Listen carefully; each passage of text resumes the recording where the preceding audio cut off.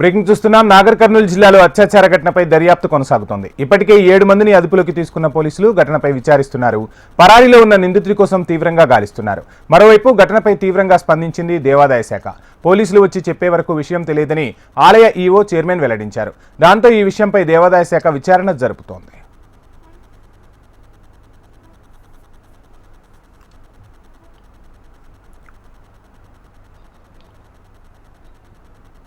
నాగర్ కర్నూలు జిల్లాలో అత్యాచార ఘటనపై దర్యాప్తు కొనసాగుతోంది. ఇప్పటికే 7 మందిని అదుపులోకి తీసుకున్న పోలీసులు ఘటనపై విచారిస్తున్నారు.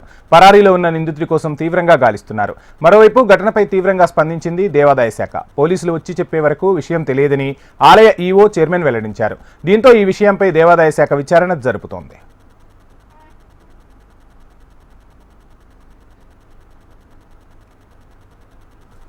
నాగర్ కర్నూలు జిల్లా ఉర్కొండపేట ఆలయ సమీపంలో అత్యాచార ఘటన జరిగిన ప్రదేశాన్ని ఎమ్మెల్యే అనిరుద్ రెడ్డి పరిశీలించారు. అత్యాచార ఘటన బాధాకరమని అన్నారు. నిందితులు ఎవరైనా కఠినంగా శిక్షించాలని, దర్యాప్తు విషయంలో పోలీసులపై ఎలాంటి ఒత్తిడి లేదని తెలిపారు.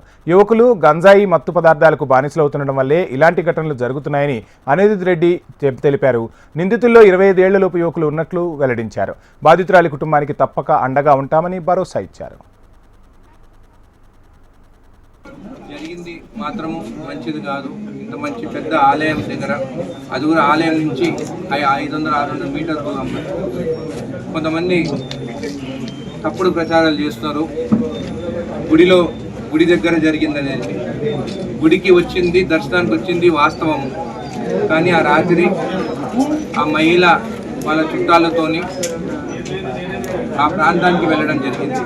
అది చూసి ఊరుకొండపేటలో ఉన్న గ్రామస్తులు 7 మంది, కొంతమంది 8 మంది అంటున్నారు. ఇన్వెస్టిగేషన్ జరుగుతుంది.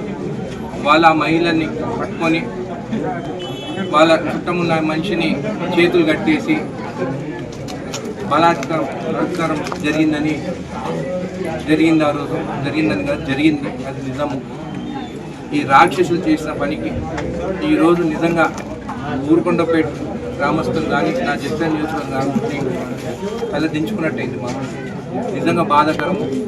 ఖచ్చితంగా ఆ రాక్షసులని వదిలే ప్రసక్తి లేదు, ఎవరైనా ఉండండి.